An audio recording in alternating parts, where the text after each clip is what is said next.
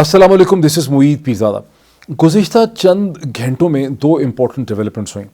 एक तो former prime minister Imran Khan ने बनी गाला से अपना एक रिकॉर्डेड मैसेज, कौम का एक एड्रेस जो है उन्होंने रिलीज़ किया, जो ब्रॉडकास्ट हुआ ख़ास से टेलीविज़न चैनल्स में,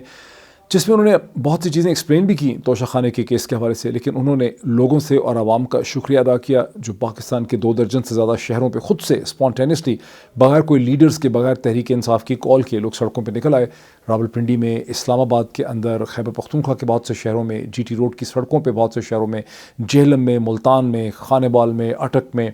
लाहौर के अंदर एक कई मुकामात पे लोग जो हैं वो बाहर निकल आए। तो इमरान खान साहब ने और कराची में लोगों का शुक्रिया अदा किया और लोगों को कहा कि आप लोग इस वक्त घर वापस चले जाएं, हम इस फैसले के ख़िलाफ़ एक बहुत जल्दी एक अपील करेंगे। वो अपील कहाँ पे करेंगे? हाई कोर्ट में करेंगे, सुप्रीम कोर्ट में करेंगे, ये कोई क्लियर नहीं है। तहरीक इंसाफ के लोगों से जब मैंने पूछा तो वो कहते हैं हाई कोर्ट। ताहम एक ख़बर ज़हन में रखनी बहुत ज़रूरी है कि मेरा ये ख्याल है कि chief justice Islamabad high court जनाब जस्टिस अतर मिनल्लाह का शायद मेरा ख्याल है आखिरी दिन था। एक ख़बर गर्दिश कर रही है, मैं वहाँ था भी आज सुबह इस्लामाबाद हाई कोर्ट में, तो मुझे कुछ ऐसा लगा जैसे शायद आज उनका आखिरी दिन था और वो अब एलिवेट हो रहे हैं to the supreme court of Pakistan. तो क्या उन्होंने चार्ज छोड़ दिया है और एक नए चीफ़ जस्टिस जो हैं उनकी जगह चार्ज ले लेंगे, नए किस्म के बेंच बनेंगे, या अभी भी चीफ़ जस्टिस अतर मिनल्लाह वहाँ कंटिन्यू करेंगे? इसकी अहमियत यह है कि वकला बरादरी ये समझती है कि जिस तरह से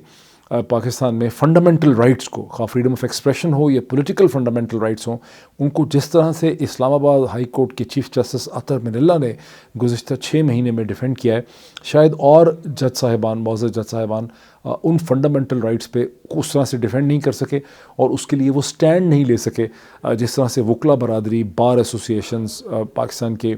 और पाकिस्तान का मीडिया उनसे एक्सपेक्ट करता है। तो ये एक क्वेश्चन जहन में आता है। अब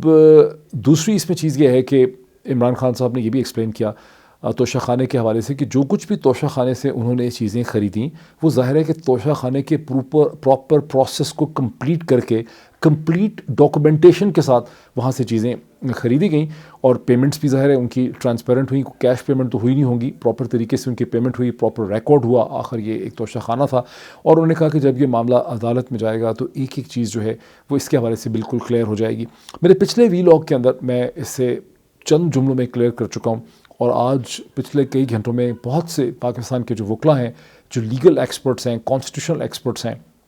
उन्होंने टेलीविज़न पे बारहा इस चीज़ को एक्सप्लेन किया है। सबसे बेहतर इसको ग़ालिबन बैरिस्टर अली ज़फ़र ने एक्सप्लेन किया है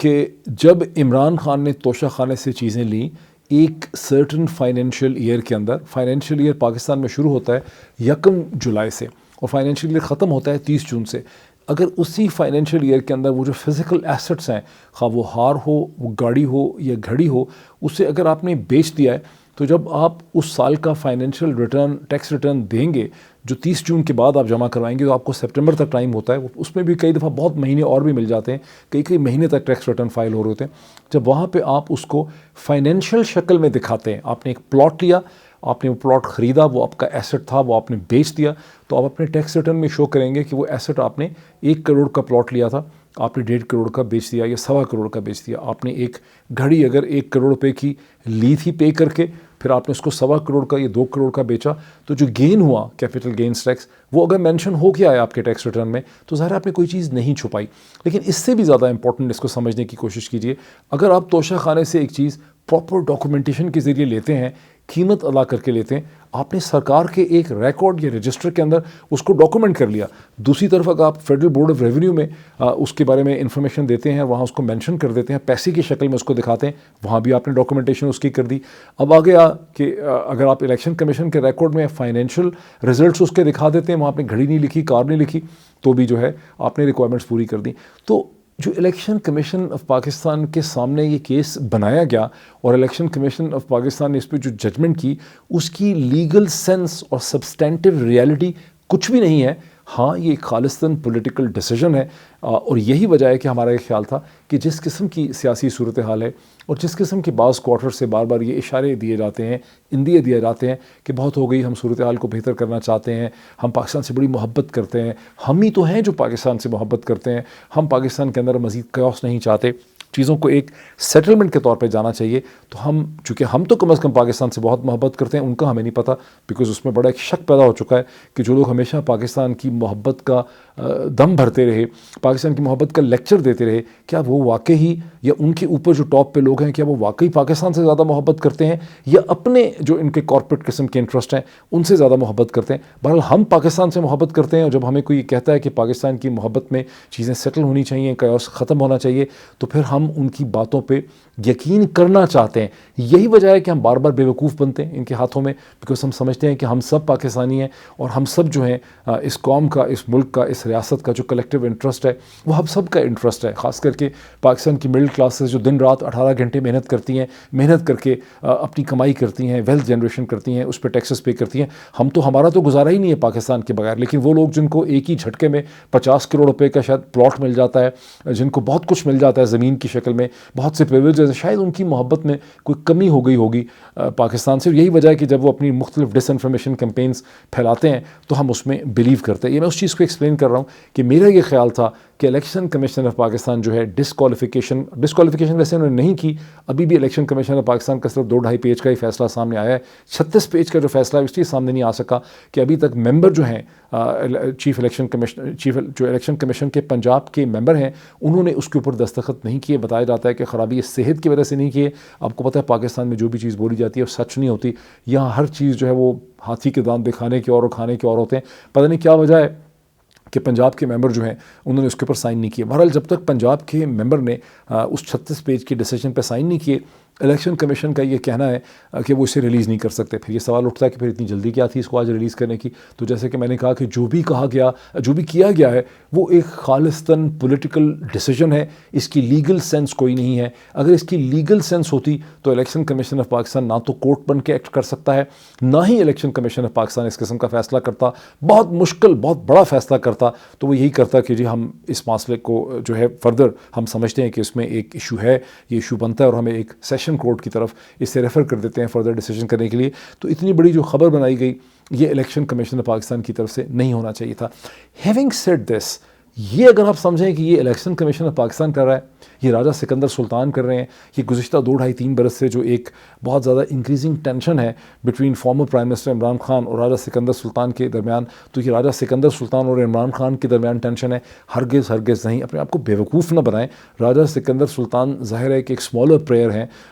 ठीक है, उनकी कॉन्स्टिट्यूशनल पोजीशन है, वो कभी भी अफोर्ड नहीं करते कि वो इमरान खान के साथ इतना बड़ा फड्डा जो है वो तहरीक इंसाफ से पैदा कर लें। ज़ाहिर है कि कोई ताकत ऐसी है जो इलेक्शन कमीशन के पीछे है, जो चीफ़ इलेक्शन कमिश्नर से ये फैसले करवा रही है, और उस ताकत के प्रेशराइज़ करने की वजह से गुज़िश्ता 2-2.5 बरस में इलेक्शन कमीशन और तहरीक इंसाफ और इमरान खान के दरमियान जो टेंशन है, जो उसने इतनी एक बुरी शक्ल जो है वो इख्तियार कर ली है। But these are not the decisions of the election commission and the chief election commissioner. करने वाले ज़रूर वही हैं, लेकिन ये इन इन्फ्लुएंसेस को जो इसके पीछे हैं उन्हें एनालिसिस की हद तक हमारे लिए समझना बहुत ज़रूरी है, क्योंकि अगर इसका हम एनालिसिस नहीं करेंगे तो फिर हम बेवकूफ़ के बेवकूफ़ ही रहेंगे। हमारे माथे के ऊपर लिखा होगा चे, और हमें चाहिए कि हम ज़रा इसका एनालिसिस करें कि चीज़ें जो हैं वो क्या हो रही हैं और किन मकासद के तहत जो है इन चीज़ों को इस तरह से किया जा रहा है। अभी भी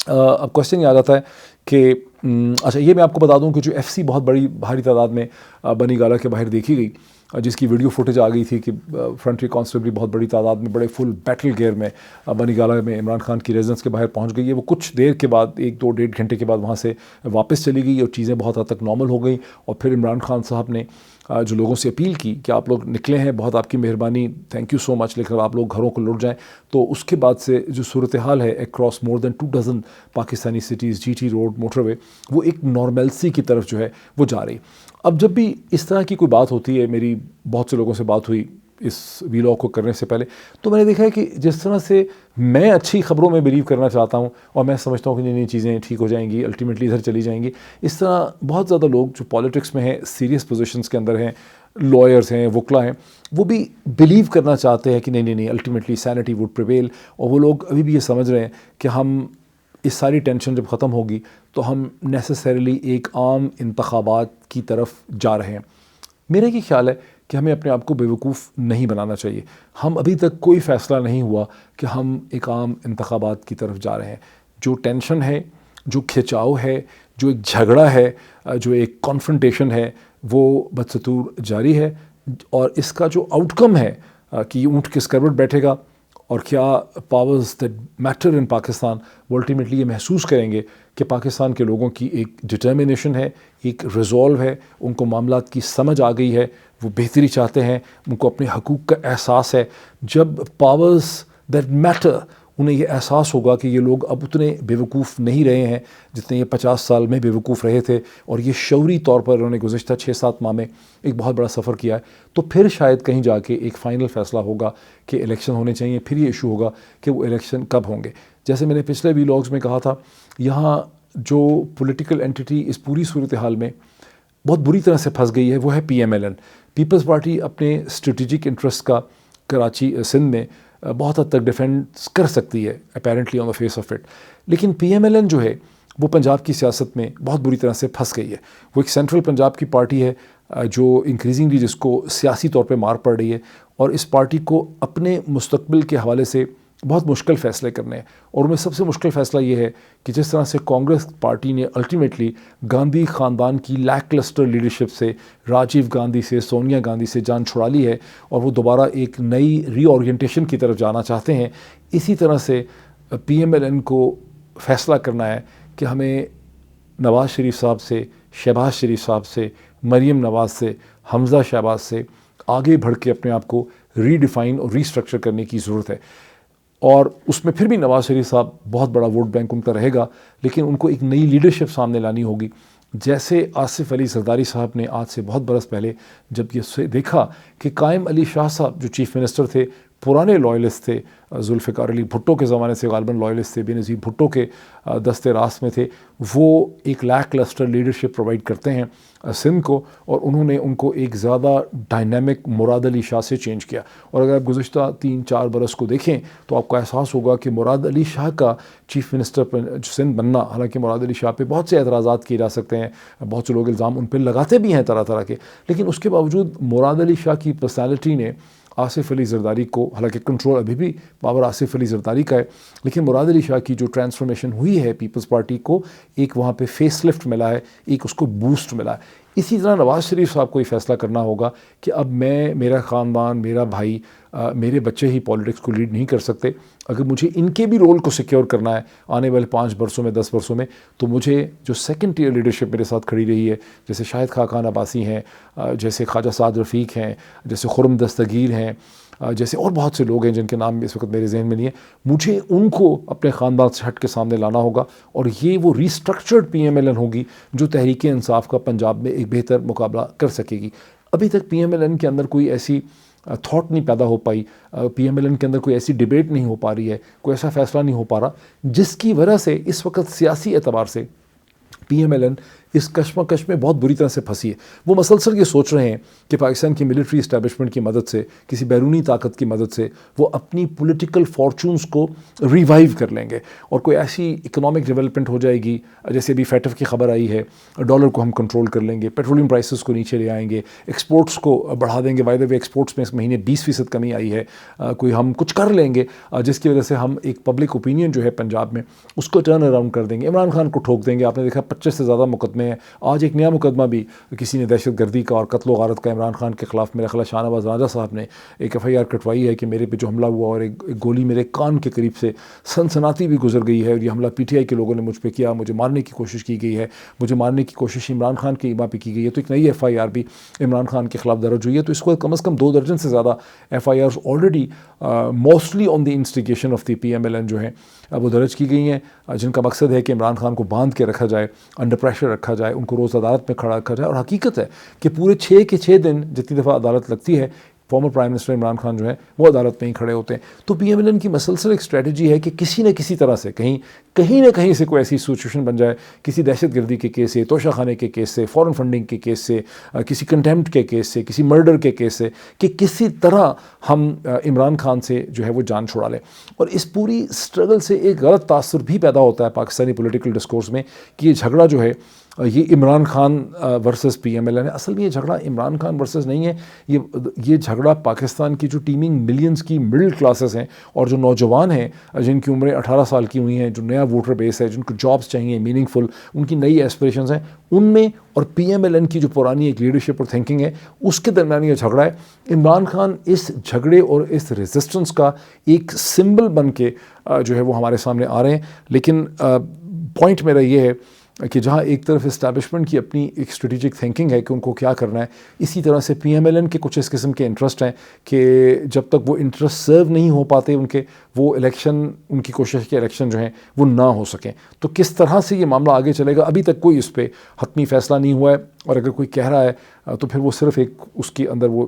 اسپیکولیٹ کر رہا ہے، وہ چاہتا ہے کہ اچھی کسی خبر میں وہ بلیو کر لے. اور ایسے بہت سے لوگ ہیں جو ویلاگس بھی کر رہے ہیں یا وہ سمجھتے ہیں کہ چیزیں ایک بہتری کی طرف جا رہی ہیں. اب وہ ڈیولپمنٹ جو جس کا اصل میں یہاں ذکر کرنا چاہتا تھا، اور یہ بہت امپورٹنٹ ہے کہ اب سے بہت گھنٹے پہلے یہ خبر آئی، جب عمران خان کی ڈی سیٹنگ کی خبر آئی، ڈسکوالیفیکیشن نہیں، ڈی سیٹنگ کی خبر آئی، مظاہرے شروع ہو گئے، ایک آدھ گھنٹہ ٹیلی ویژن چینلز نے گھنٹہ ان مظاہروں کو دکھایا کہ لوگ پروٹیسٹ کر رہے ہیں. اس کے ساتھ ہی خبر آئی کہ فیٹف نے پاکستان کو گرے لسٹ سے نکال دیا. اب یہ جو خبر ہے، فیٹف کا ڈیسیجن جو ہے، یہ خاصی دیر سے بلڈ اپ ہو رہا تھا، اور ایک دن پہلے یہ بات واضح ہو چکی تھی کہ آج کے دن میں یعنی 21 اکتوبر کو پاکستان فیٹف کی گرے لسٹ سے نکل آئے گا. تو یہ چیز اچانک نہیں ہوئی، یہ کوئی سڈنلی نہیں ہوئی، یہ آج کا فیصلہ نہیں ہے.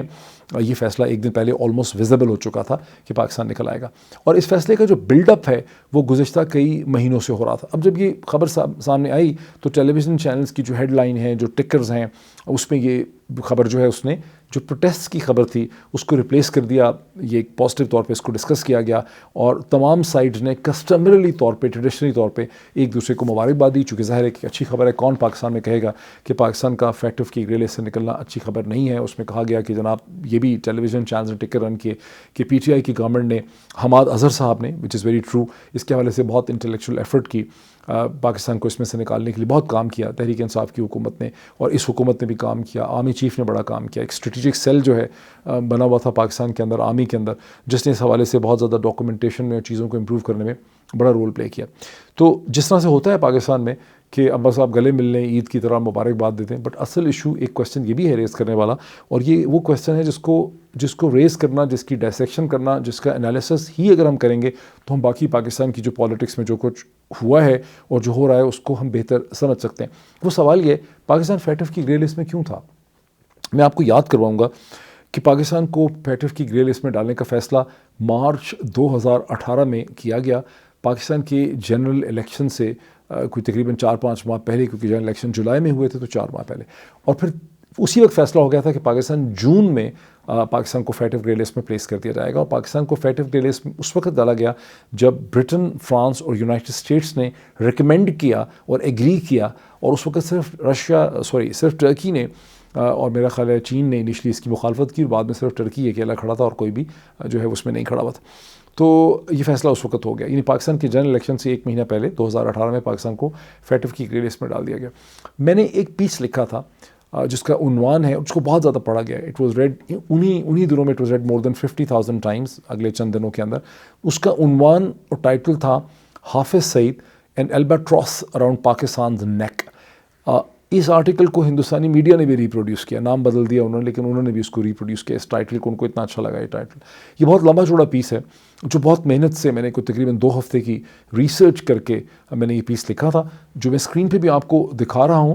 اور یہ پیس آئی تھنک مارچ یا اپریل 2018 میں نے لکھا تھا. اس کو اب 4 سال سے زیادہ ہو چکے ہیں، اور میں اس کا لنک ڈسکرپشن میں دے رہا ہوں. میں چاہوں گا کہ آپ اس پیس کو پڑھیں، آپ میں سے جو لوگ پڑھنے میں انٹرسٹڈ ہیں، چیزوں کو سمجھنا چاہتے ہیں، اس پیس کو پڑھنے کی کوشش کریں. اس سے آپ کو بڑی کلیئرٹی ملے گی کہ میں نے اپریل 2018 میں اگلے آنے والے کچھ برسوں کے بارے میں کس قسم کی پریڈکشنز کرنے کی کوشش کی تھی، اس کو سمجھنے کی اور سمجھانے کی کوشش کی تھی. اب ٹھیک ہے، سب ایک طرف پی ٹی آئی والے کہہ رہے ہیں کہ نہیں، پی ٹی آئی نے بڑی ایفرٹ کی تھی پاکستان کو نکالنے کے لیے، فیٹف کی گرے لسٹ سے حماد اظہر نے کی تھی، یقینی طور پہ کی تھی. یہ گورنمنٹ بھی ظاہر ہے اس نے اس پروسیس کو جاری رکھا، اور یقیناً آرمی نے بڑی ایفرٹ کی اور جنرل باجوہ نے بھی ایفرٹ کی ہوگی. لیکن جو پرنسپل کویسچن ہے کہ پاکستان وہاں تھا کیوں، اب اس میں ظاہر ہے کہ پاکستان ہی نہیں، دنیا کے بہت سے جو ڈیولپنگ کنٹریز ہیں، اور ڈیولپنگ ہی کیوں، بہت سے ڈیولپ کنٹریز، رچ کنٹریز جو ہیں، ان کے اندر ایسی بہت سی فائنینشیل irregularities, ڈیفیسٹس اینڈ لیکوناز پائے جاتے ہیں. ان کے بینکنگ سیکٹر کے اندر ایسے بہت سے پرابلم ہیں, ان کی پالیسیز میں ایسی بہت سی کمزوریاں ہیں. برطانیہ ہی کو دیکھ لیجیے, یوکرین کی جب جنگ شروع ہوئی تو ایک بار پھر برٹن کو خیال آیا کہ رشیا کا ڈرٹی منی جو ہے, رشین ٹائکونز کا, امیر لوگوں کا, بیرنس کا, وہ برٹش لندن کی ریئل اسٹیٹ میں آ رہا ہے. مزید چیزوں کو ٹائٹ کیا گیا. یہ ایک عام نالج میں مجھے ہوٹلنگ ایگزیکٹوز نے بتایا کہ جب مڈل ایسٹرن امیر لوگ, شہزادے اور بہت سے ان کے جو سٹاف ہوتا ہے, وہ آ کے لندن کے بڑے مہنگے مہنگے ہوٹلوں میں ٹھہرتے ہیں تو کریڈٹ کارڈ سے پیمنٹ نہیں کرتے, نہ چیک سے پیمنٹ کرتے ہیں, کیش سے پیمنٹ کرتے ہیں. اور وہ چونکہ کھلا استعمال کرتے ہیں 5 اسٹار 7 اسٹار ہوٹلز کی فیسلٹیز کو, تو ان کی 10-15 دن کی جو کاسٹ ہوتی ہے ٹھہرنے کی وہ 1 لاکھ پاؤنڈ سے بھی زیادہ ہوتی ہے. تو 1 لاکھ پاؤنڈ جو ہے وہ کیش پیمنٹس کی جاتی ہیں. اب بہت سے ملکوں کے مجھے لوگوں کے نام بھی لوگوں نے بتائے, which is of course it's not my, یہ پریروگیٹو نہیں ہے کہ میں ان کا ذکر یہاں پہ کر سکوں. امپورٹنٹ چیز یہ ہے کہ میں اور آپ اگر لندن کے کسی ہوٹل میں ٹھہریں اور وہاں پہ 40,000 یا 30,000 یا 25,000 پاؤنڈ کی پیمنٹ کیش میں سیٹل کرنے کی کوشش کریں تو پولیس ہی آئے گی اور ہم جیل میں ہی جائیں گے. لیکن اگر وہاں لاکھ پاؤنڈ کی بھی لوگ سیٹلمنٹ کرتے ہیں تو کوئی وجہ ہی ہے, کوئی لیکسٹی ہے کہ کر لیتے ہیں. یہی صورتحال دبئی کے اندر ہے, جہاں بہت سے اور امپورٹنٹ جو مڈل ایسٹرن کنٹریز ہیں ان کی جب رائلٹی, نوبلٹی, انتہائی رچ لوگ آتے ہیں تو اپنی سیٹلمنٹ کریڈٹ کارڈ سے نہیں کرتے, چیک سے نہیں کرتے, کیش سے کرتے ہیں. اور دبئی کے اندر بھی بہت منی لانڈرنگ ہوتی ہے. ایران کا بہت سا پیسہ جو آئل ایران بیچتا رہا بلیک مارکیٹ میں, وہ اکثر یہ پتہ چلتا ہے, بزنس مین کو پتہ ہے جو لوگ اس ٹریڈ سے ڈیل کرتے ہیں, کہ وہ دبئی سے اس کی ٹرانزیکشنز جو ہیں وہ ہوتی رہی ہیں, سیٹلمنٹ ہوتی رہی ہے. اور ایران کا بہت سا پیسہ گزشتہ 10-15-20 برس میں جب سے امریکن سینکشنز تھیں تو وہ دبئی کے ذریعے روٹ ہوا ہے. تو ایسا بہت سا ڈرٹی منی جو ہے وہ دبئی میں بھی پایا جاتا ہے. اور پھر ہندوستان کے اندر خاص کر کے ممبئی جو شہر ہے ہندوستان کا بزنس کا, اس کے اندر بہت بڑی انڈر ورلڈ ایگزسٹ کرتی ہے, اور وہ چیک بک اور کریڈٹ کارڈ سے یا بینکنگ سرکلز کے ذریعے ڈیل نہیں کرتی. وہ معاملات جو ہے وہ کیش میں ڈیل کرتی ہے. اور جو نانا پاٹیکر کی فلم تھی بہت خوبصورت اب تک 56, وہ بھی بیسکلی ممبئی کی مافیا ہی کے حوالے سے تھی, جہاں کہ اس کو ٹھوک دو, اڑا دو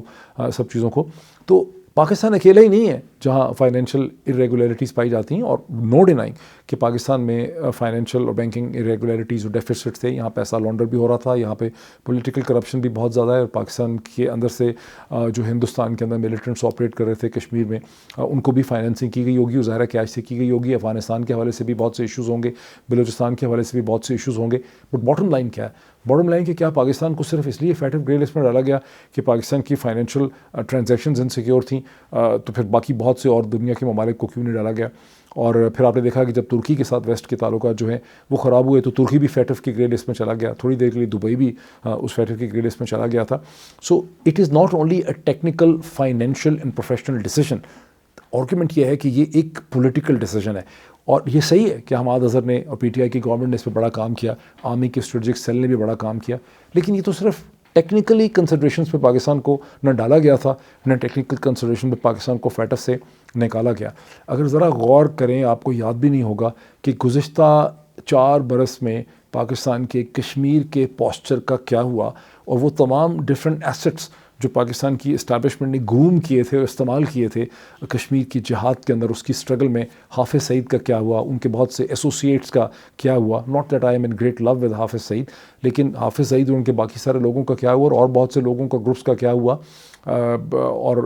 اب کدھر ہیں وہ, کیا کیسز بنے, ان کا ہوا کیا ان کا. تو ظاہر ہے کہ یہاں پر ایک پولیٹیکل کمپرومائز آپ کو نظر آتا ہے. لیکن یہی نہیں ہے جو پاکستان میں گزشتہ 6 ماہ میں 7 ماہ میں جو سیاسی تبدیلی لائی گئی ہے, جس طرح سے یہاں گورنمنٹ کو ہٹایا گیا ہے, اور جو ساری کنٹروورسی ہے جس پہ ہم درجنوں دفعہ سینکڑوں دفعہ بات کر چکے ہیں, اس کا بھی ان چیزوں سے تعلق ہے. تو پاکستان نے جہاں ٹیکنیکل چیزیں ٹھیک کی ہیں وہ چھوٹا ایلیمنٹ ہے. در حقیقت پاکستان نے اپنی پولیٹیکل کورس کریکشن کی ہے, پولیٹیکل کمپرومائزز کیے ہیں, جس کے نتیجے میں پاکستان کو الٹیمیٹلی فیٹف کی گرے لسٹ سے پاکستان کا ایگزٹ ہوا ہے, پاکستان اس سے نکل سکا ہے. وہ یہ گرے لسٹ اگر صرف ٹیکنیکل بنیادوں پہ نکلنا ہوتا تو پھر یہ بھی ذہن میں رکھیں کہ پھر تو پاکستان کو کہیں 2018 سے لے کے 2020 تک پاکستان نے بائی اینڈ لارج بہت سی کنڈیشنالٹیز اس کی پوری کر دی تھیں, پھر 4-5 کنڈیشنالٹیز اور ایڈ کر دی گئیں, پھر 2021 کے اندر میں نکل جانا چاہیے تھا نا. پھر تو جب آپ کو یاد ہے کہ تحریک انصاف کی گورنمنٹ گر گئی تو اس کے اگلے ہفتے ہی غالباً پلینری ہوئی تھی, تو اس وقت بھی بہت چانس تھا, اور کوئی اس ایسی کنڈیشن نہیں تھی جو رہ گئی ہوتی، لیکن اگر اس وقت پاکستان نکل آتا تو سارا کریڈٹ تحریک انصاف کو مل جاتا. پھر اس گورنمنٹ کو کیا ملنا تھا؟ اس کا مطلب ہے کہ بہت سی پولیٹیکل چیزوں نے ابھی سیٹل ہونا تھا، چیزوں نے صرف ٹیکنیکل بنیادوں پہ نہیں ہوا. تو وہ پولیٹیکل ایشوز بھی سیٹل ہوئے ہیں بٹوین اپریل 2022 سے لے کے اگلے 6 مہینوں میں اکتوبر 2022 میں. اس کے بعد کہیں سے ایک فیصلہ ہوا ہے کہ ٹھیک ہے، پاکستان کا چائنیز ٹارچر ٹیسٹ کامیاب رہا، پاکستان نے پولیٹیکل کمپلائنس کی ہے، اپنی کورس کریکشن کی ہے، ڈائریکشن میں تبدیلی کی ہے اور ایک صحیح ڈائریکشن میں جا رہا ہے. تو یہ ہیں انٹرنیشنل دنیا کے معاملات جن میں اب پاکستان بہت گہری طرح سے پھنسا ہوا ہے. اسی طرح پاکستان میں الیکشن ہونا، عمران خان کو دوبارہ پاور ملنا، وہ ایسے ہی نہیں ہو جائے گا کہ پاکستان کے لوگ جو ہیں وہ جا کے ووٹ ڈالیں گے اور ایک الیکشن ہو جائے گا اور عمران خان پرائم منسٹر دوبارہ بن جائیں گے. اس میں بھی بڑے کمپرومائزز امپلائڈ ہوں گے اور عمران خان صاحب کو اپنی اوور آل جو پوسچرنگ اور پوزیشن ہے vis-a-vis India and vis-a-vis United States, اس کو ٹھیک کرنا ہوگا. کسی حد تک تحریک انصاف نے یونائٹڈ اسٹیٹس کے اندر کام کیا ہے، لیکن جتنا کام کرنے کی ضرورت ہے اپنے امیج کو بہتر کرنے کے لیے، اپنی انڈرسٹینڈنگز بہتر کرنے کے لیے، وہ نہیں ہوا. تو ڈیل کرنا پڑے گا، ڈیل کر کے ہی چیزیں ٹھیک ہوں گی. صرف پاکستان کے عوام جو بہت بڑی فورس ہے، اس میں کوئی شک نہیں ہے کہ پاکستان کے عوام کی اوپینینز اور فیلنگ میٹر کرتی ہیں اور دنیا اس کو دیکھ رہی ہے، خاص کر کے امریکہ کی گورنمنٹ بھی اس کو دیکھ رہی ہے، پاکستان کی اسٹیبلشمنٹ بھی دیکھ رہی ہے. لیکن الٹیمیٹلی معاملات عمران خان کو باہر بھی تھوڑے سے ٹھیک کرنے پڑیں گے، اندر بھی ٹھیک کرنے پڑیں گے، باہر بھی ٹھیک کرنے پڑیں گے. Thank you so much.